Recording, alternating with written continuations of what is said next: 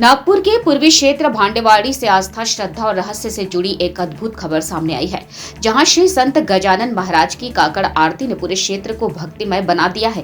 पूर्व नागपुर के भांडेवाड़ी क्षेत्र में स्थित श्री संत गजानन महाराज मंदिर में काकड़ आरती का भव्य आयोजन किया गया। इस आयोजन में हजारों की संख्या में श्रद्धालुओं की भीड़ उमड़ पड़ी।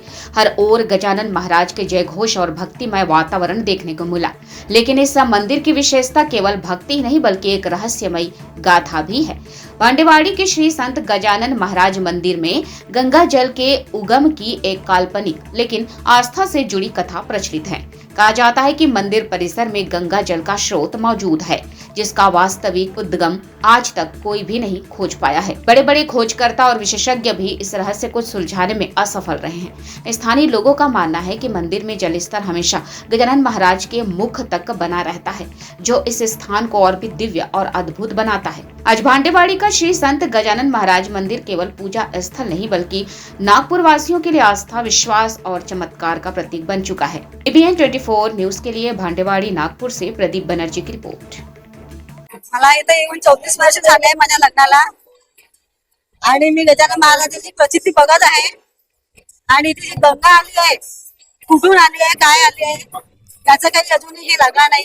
आणि आता 13 वर्ष झाले इथं भागवत सोहळा चालू आहे आणि दिवस दरवर्षी भाविक वाढत आहे इथे आणि लोकांची खूप गर्दी होत आहे आणि चांगले आणि कार्यक्रम होत आहे। माझं नाव काजल अविनाश सहारे, भांडेवाडी पारडी गजानन महाराज मंदिर दरवर्षीप्रमाणे यावर्षी पण इथे भागवत साजरा करत आहोत आणि या भागवत साजरा करत असताना 13 वर्ष पूर्ण झालेले आहेत आणि इथे गजानन महाराज साक्षात सर्वांना दर्शन देऊन म्हणजे साक्षात असल्याची अनुभूती होते।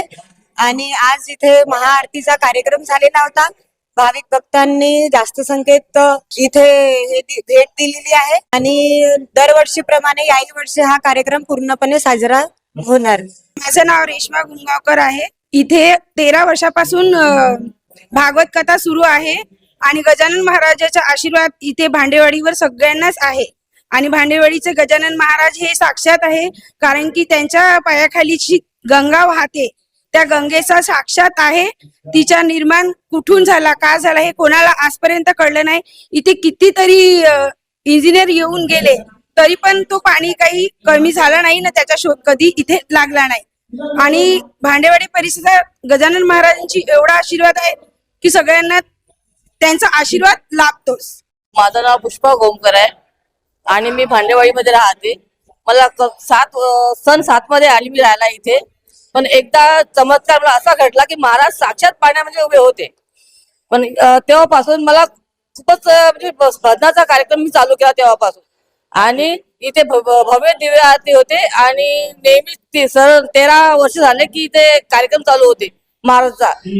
मी सद्गुरू गजानन महाराजाचे उपकार हे होणार नाही। मी एक वेळा शेगावला गेली होती, माझ्याजवळ राहायला घर नव्हतं आणि मी शेगावला जाऊन गजानन महाराजाचा म्हणून का मी पोट कसंही भरू शकतो, पण मला एक छोटस घर पाहिजे। गजानन महाराजाची एवढी कृपा झाली की मला त्यांनी आपल्या दारामध्येच बोलावलं आणि तेव्हापासून माझ्या गजानन महाराजावर एवढा विश्वास बसला आहे की तो सतत मला रात्र दिवस मी सद्गुरू गजानन महाराजाचे नामस्मरण करून मी माझ्या पोटाच्या धंद्याला निघतो आणि माझा सर्व व्यवस्थित गजानन महाराजाने केले।